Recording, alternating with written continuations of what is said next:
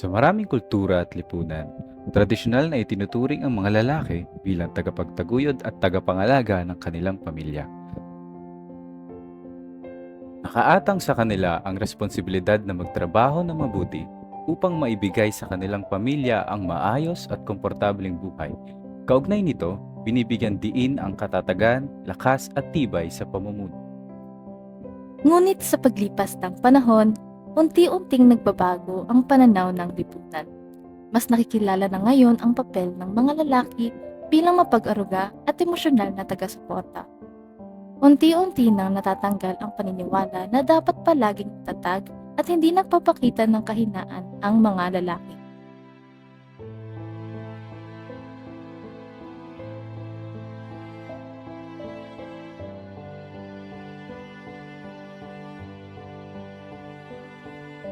Sa mga pagkakataong hindi tama ang pisikal na presensya ng mga ama dahil abala sila sa paghahanap buhay, hindi maikakaila ang kanilang pagnanais na magampanan ang nakaatang responsibilidad.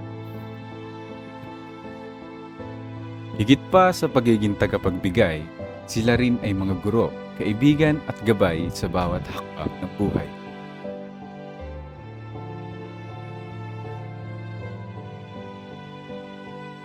Araw-araw, ang mga ama ang tahimik na mga bayani sa ating buhay.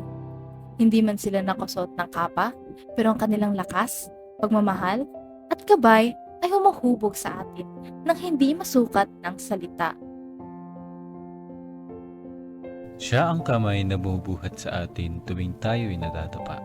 Ang tinig na sumisigaw para sa atin kapag walang ibang gumagawa. At ang puso na palaging nagbibigay ng kapatawaran sa mga simpleng sandali mula sa mga gabing walang tulog hanggang sa mga agang pagkising. Ang kanilang pagmamahal ay tahimik ngunit matibay. Hindi man nila ipinamamalas ang kanilang sakripisyo, ramdam na ramdam ito. Ngayong araw ng mga ama, ipagdiwang natin ang mga lalaking humuhubog sa atin, nagbibigay inspirasyon At nagtuturo kung anong tunay na pagmamahal.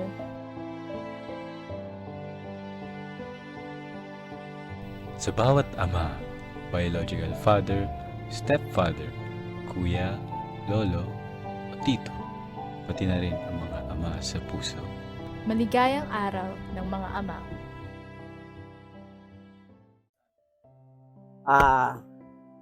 Ay be, good luck be. Sana matapos mo yung pag-aaral mo. Lagi tayong dinadaan ng pagsubok. Alam mo naman na lagi tayong nahirapan.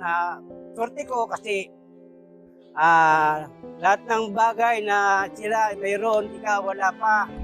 So, go ka. Go lang kasi alam mo naman na napalaki kita na kahit wala tayo, nagagawa mo ng paraan. Hindi ka nainggit sa iba na mayroon sila. Hindi kita narinig na Papa, bakit sila may laptop na ganun? Ako wala eh. Nangiram lang tayo pero hindi ako nakarinig sa ng ganyan be. Lumalaban ka na alam mo kung anong estado ng magulang mo. Doon ako nagpapasalamat kasi malaking bagay sa akin yun. Swerte ako kasi may anak akong ganyan. Wala akong masasabi sa ibe. Proud na tatay para sa anak. Father's Day is sometimes absent, no? We have to be intentional na sila yung maging lead male figure sa kanilang mga anak, sa kanilang mga pamilya.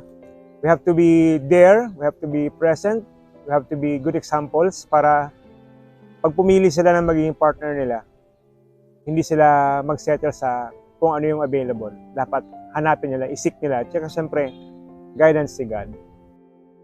Sa aking mga anak, ang mensahe ko sa kanila, number 1, ay manatili sila na magstay sa church. Andun yung open heart and open mind nila na makinig ng salita ng Diyos. Number 3, kailangan silang maging respectful sa mga elders. Number 4, kung ano man yung kalooban ng Panginoon sa kanila, wag nila itong tatanggihan kung ano man yung calling nila sa buhay nila, kailangan ay taos-puso nila itong tatanggapin.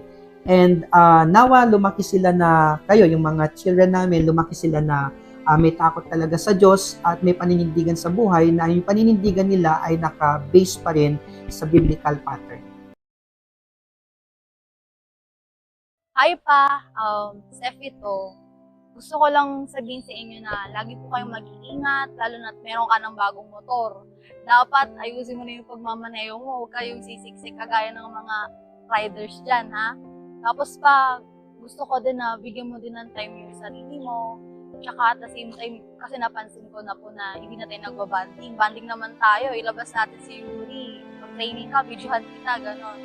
Tapos sana, loobin ng Diyos, ang tawag ko, alagaan mo din yung sarili mo in a way na in terms of sa faith natin, ganun makasama ka sa gawain sa iglesia. At the same time, sana po kumakain pa po kayo ng sapat sa buong araw. Ayun. Love you pa. First of all, happy Father's Day, Papa. And I just want to say, I miss you so much kasi hindi na ako nakaka-uwi sa Laguna frequently, but I hope to see you soon. I love you.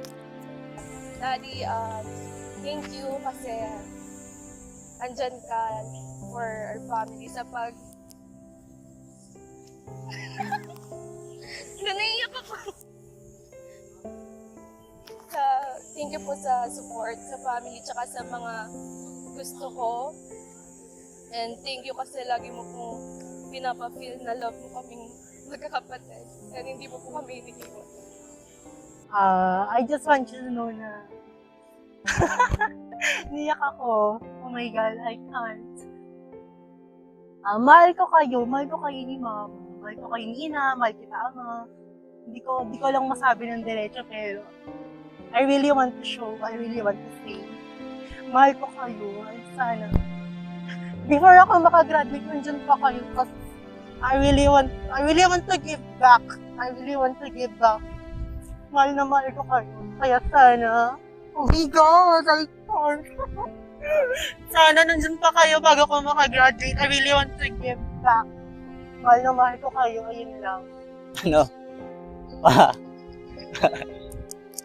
I love you pa. Nakakayaman pero appreciated kita pa araw-araw kasi alam kong pagod ka. Alam kong hirap na hirap ka sa pagtatrabaho mo. Like, to the point na dinadaan mo na lang lagi po sa alak, ganito ganyan. Pero naiintindihan ko naman po, at least hindi mo binibend sa amin lagi yung galit mo. And thank you kasi inalagaan mo kami up until now at hindi mo po kami sinusubuan. Maraming po salamat pa. Hi, Lolo. Wait lang. And sana okay ka lang dyan sa taas. Wait lang. Wait lang. Nahihirapan ako ngayon. Pero kaya ko. Sana proud ka. Kahit na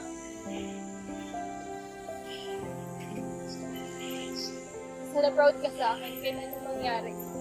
Ginagawa ko yung best ko para mag-survive ngayon. Para makabawi. Thank you.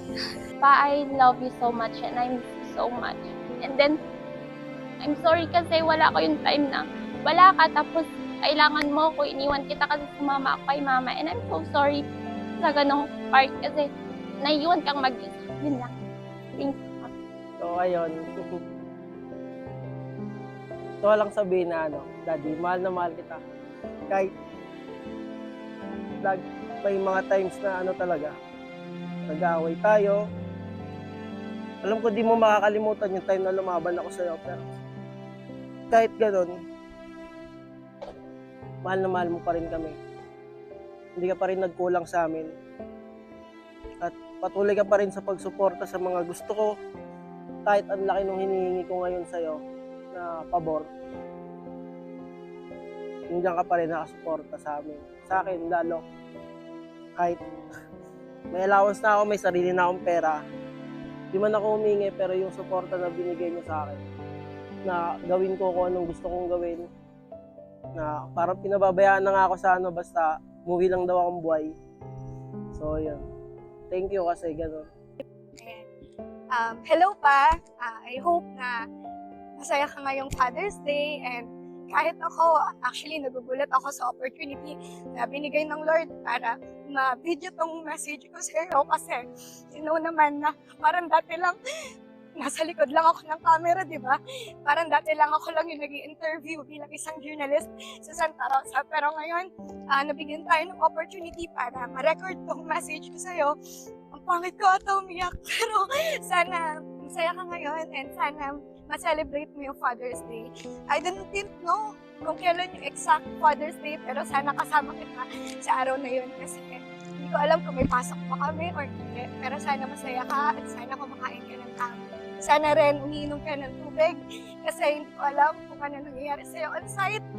And okay lang yung engineer mo dito na malaban siya. And I hope na ikaw na yung isa sa maging foreman ko after many years mag-aral ako dito.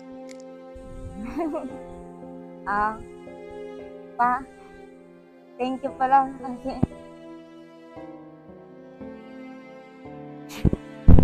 kahit nahirap ka na sa pagtatrabaho, kaya supportahan mo pa rin kami. Thank you. Yun lang. Salamat kasi ayun, nakwento ni Mama lahat ng mga nangyari sa dati. And salamat kasi hanggang ngayon nandito ka pa, lumalaban ka pa rin, tatrabaho ka pa rin para sa akin. And pinipili mo pa rin mabuhay para sa akin. And salamat din pa kasi kahit pa paano hindi ka ganun ka-judgmental sa akin. Sa pagbihis ko sa mga sa mga trip ko sa buhay. Salamat kasi nandiyan ka para suportahan ako sa mga kadalasan sa gala ka. Salamat din pa kasi napaka-intindihin mo. And sana hindi ka magbabago, hindi mabago yung pagmamahal na binigay mo sa amin. Salamat. Happy Father's Day. Ayan, alam kong hardworking ka, kahit pagod na pagod ka, nagtatrabaho ka pa rin, halos wala ka ng pahinga. So, you deserve to be treated, kahit simple lang na treat for you to rest naman somehow. Yun, I love you pa. Hi, Papa. Dito ako ngayon sa UP. Patuloy na inaabot yung pangarap ko para sa atin. And tatandaan niyo lagi na yung paghihirap ko sa pag-aaral para po sa inyo lahat yun. Mahal na mahal kita, Papa. Kaya, I love you, Papa. Lahat ng mga father ng TUP Taguig, no? Lahat ng mga guro, mga empleyado, at siguro sa mga estudyante, no, na tatay na, no. Gusto ko kayong batiin ng Happy Father's Day. Alam ko namang hindi madali maging father, no. But basically, yun naman yung reason kung bakit nandito tayo sa mundo, no. Kailangan natin maging magulang kasi tayo yung magpapatuloy ng generation, no. So enjoy nyo lang, and syempre, huwag nyo kakalimutan isama sa pangarap nyo yung mga anak nyo.